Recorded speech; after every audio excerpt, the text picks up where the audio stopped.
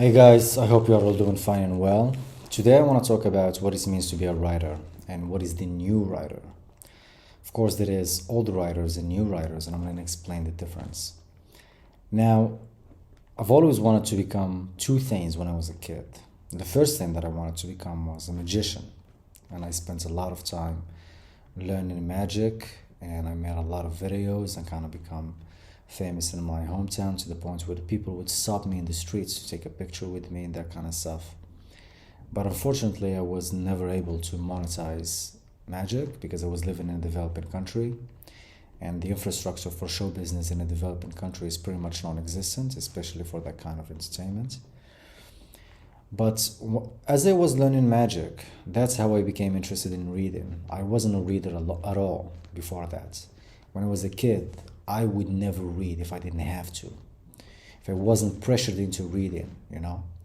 I remember my father used to buy me magazines and stories, so I would read them. But I would just look at the pictures and that's it, because I wasn't interested in that shit to begin with. But ever since I developed an interest in magic, I knew that if I wanted to become better at what I do, I had to actually read, and I had to read magic books. And that's how I learned English, by the way.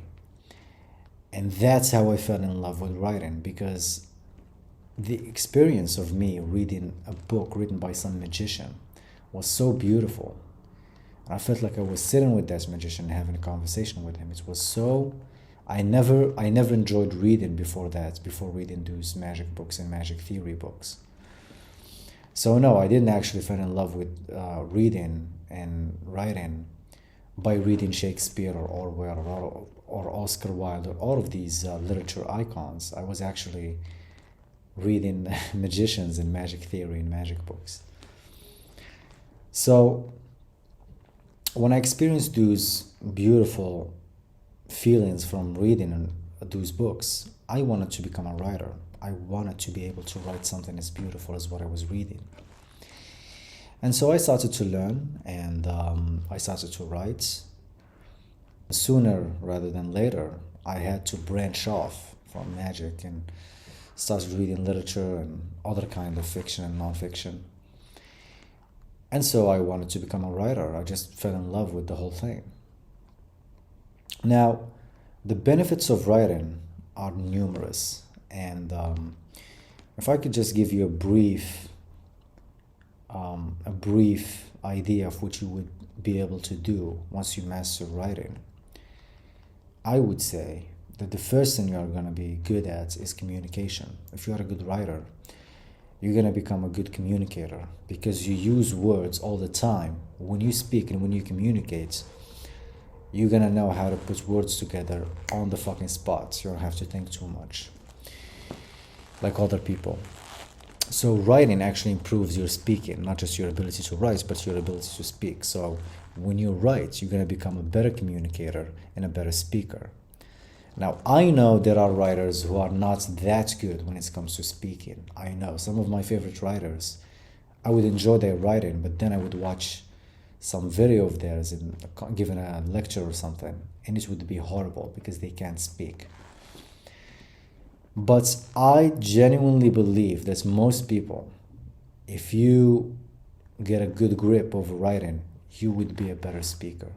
Now, I know different skills are implemented in each skill, in writing and speaking. Of course, to be able to be a good speaker, you have to have certain skills, and to be able to be a good writer, you have to have certain skills that are completely different from each other. But still, these two skills feed off each other, okay? They are interconnected. If you can write, you can speak. If you can speak, you can write. So, like I said, clear communication, better speaker, better thinker, better communicator. So it just gives you an edge over pretty much everybody else, because most people are not readers. They don't read, they don't write, they don't speak. Of course, they speak small talk shit, but they don't speak. Like, they can't sit down and speak on a certain topic for at least 20 minutes. Most people can't do that. Most people can't tell a good story. And storytelling is also a form of speaking and writing. So yeah, writing is an essential skill for you as a man if you want to get ahead in life. writing makes you a better writer and a better speaker. Now, what is the old writer, what I'd like to call, who are the old writers and who are the new writers? Now, the old writer is the journalist, the novelist, the columnist, people who write for journals, people who write novels, people who write a column for some journal or whatever, for some newspaper. These are the old writers. Now, I know they have been romanticized and everything, but this is the old stuff. You can be one of these people if you want, of course. I'm not saying you shouldn't be any of these people. But the new writer, I think, has more opportunities than these old writers, thanks to the internet, because the internet has opened the gate for everybody to become a writer and a speaker. If you want to become a speaker, you open a YouTube channel. If you want to become a writer, you start a blog or a newsletter. So you don't need a publishing house. You don't need a journal to hire you. You don't need any of that stuff anymore. You can do it all by yourself, thanks to the internet and social media.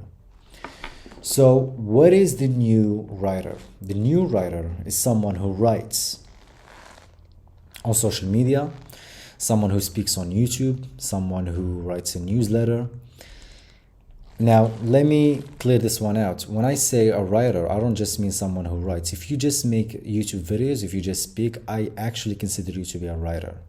Because in order to speak, like I said, speaking is writing, writing is speaking. Writing is just speaking in written format, and speaking is just writing in vocal format, if you want to call it this way. So the new writer is someone who builds an audience online through social media, through YouTube, and he writes for that audience. And he can monetize his writing through social media, through online channels. So you don't need to become a journalist, like old school journalists working for some company. You don't need to be a novelist, someone who just appears every few years with a novel, goes on tour to lecture, to give a lecture about the novel and present it and sign it or whatever. You can actually become a more present writer. You could write so that your readers would read you every day on social media. They would read you every day on Twitter, on Facebook, listen to you on YouTube, read your newsletter through email. You can do all of these things today without the help of any company. You can do it all by yourself. This is the new writer. This is what it means to become a new writer. And I think it's a powerful skill. It's a powerful thing to have because you have influence, you have an audience, you have the ability to communicate with that audience. You have the ability to monetize that audience. And that's not an evil thing to do. Everybody monetizes their audience. Even old school writers also do it. So it's a great opportunity. It's a great opportunity, and I think everybody should strive to become a writer.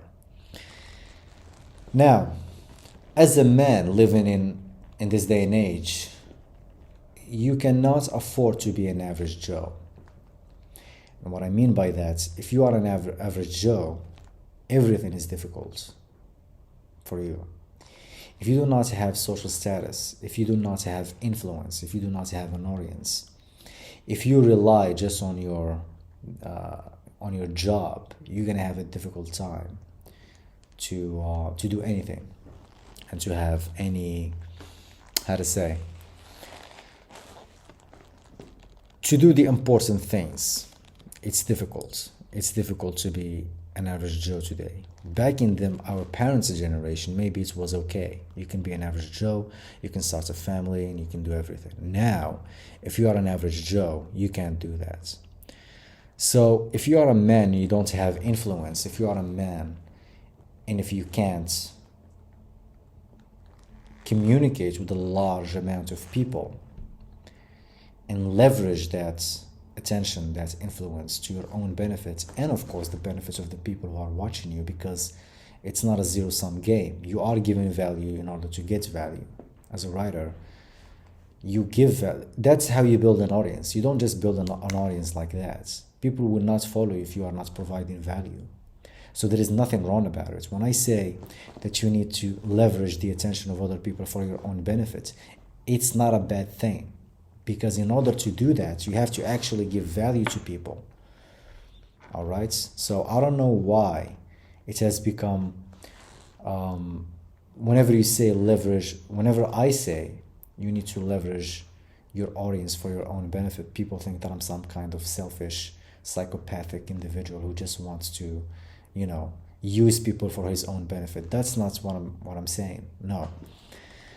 When you leverage your audience, you can only do that if you provide value. So they also benefits from your leveraging, so to speak.